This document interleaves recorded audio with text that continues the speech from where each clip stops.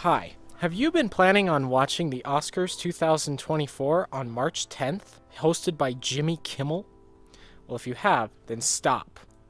I'm just kidding. Watch whatever you want.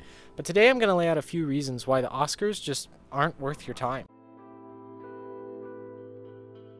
Now, as someone who used to watch the Oscars, I used to revere them as like this kind of all-knowing presence that would deem the movies that are the best for you to see, the best movies. But the more films that I've seen and the more I've learned about film as a medium of art, the less I believe that, and the more I believe that the Oscars is just a popularity award. Because no, the best film of the year is not any of these nominations. It's probably some obscure indie film that like 20 people have seen. And I'm sorry, but even as someone who enjoyed the whole Barbenheimer thing last year, you cannot convince me that either of these films deserve more nominations each than Parasite. No, if you believe that, you're just wrong. Factually incorrect. And most of the nominations this year are just average films at best. Like, Nyad had the worst sound editing of any film I saw last year. Granted, it's not up for best sound editing, it's up for 2 acting awards, and the acting was fine.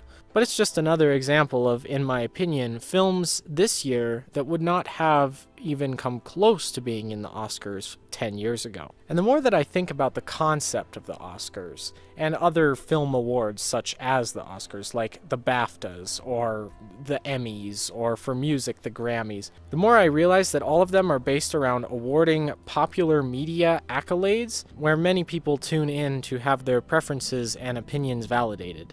Not that I'm saying that's a bad thing, that's pretty much just how, like, all television works. I'd also like to talk about how the Oscars hold animated films and superhero films in complete contempt when some of the best films this year were in one of those 2 genres. Or both. I mean, how did Spider-Verse not get a nomination for Best Soundtrack? And the biggest travesty has to be Guardians of the Galaxy 3, which had the best makeup and prosthetics of any film this year, and the Academy's like, nope, sorry, not good enough. It's a superhero film, so it sucks. I don't know, it's just disappointing to me. And I'm not the kind of person to be like, oh, I'm mad that film didn't get nomination, because I really don't care. In the end, I've realized that the opinion of the Academy matters no more than the opinion of some dude on Letterboxd. And the more I think about it, IMDb and Letterboxd are really the only 2 sites you need to review a film. User-based review sites such as those are the closest thing we'll ever get to an objective quality scale. Another reason why I've decided to really never watch the Oscars again has to be that it's just not fun to watch. Like, the humor is off. They always pick the worst people to be the hosts.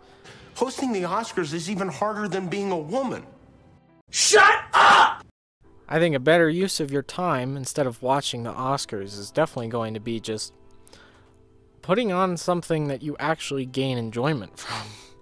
You can learn so much more about film and about what you like and what your preferences are by just watching films that are good and watching films that are bad and learning the difference between them.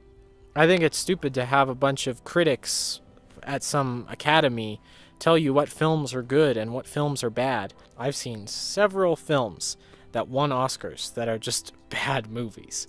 And I've seen several more films that are really good but didn't get a single award. Because the Academy is still people. They're not some omnipotent movie gods. They just have an opinion like I do. I'm not gonna hold their opinion as more valid than anyone else's. I don't know, maybe I'm crazy, but Spider-Verse 2 and The Boy and the Heron should definitely be on the Best Picture of the Year list. I mean, come on. Best costume design to Napoleon, but not to Guardians of the Galaxy 3? Huh? Of any on the Best Picture nomination list, The Holdovers should definitely win the award. It was the best film and had the best acting. It should win most of the things that it's up for. But those are just my opinions, and they differ from others. They differ from the Academies, and that's how opinions work. If you haven't seen The Holdovers, definitely go watch that. That is a great movie. And I'd be happy to see The Holdovers win whatever awards it gets. But that doesn't mean that it is, like, validated, in my opinion. I have validated that film and its quality in my own mind. And someone that doesn't like it is free to not like it. Napoleon also got a Best Visual Effects nomination. Like, what world am I living in? If Napoleon was directed by just some random dude, it would have got no good reviews.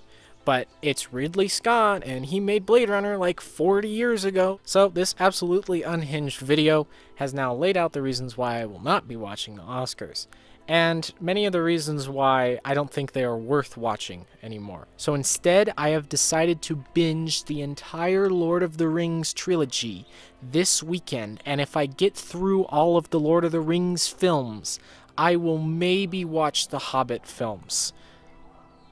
Probably not. Anyway, thank you for watching. Bye.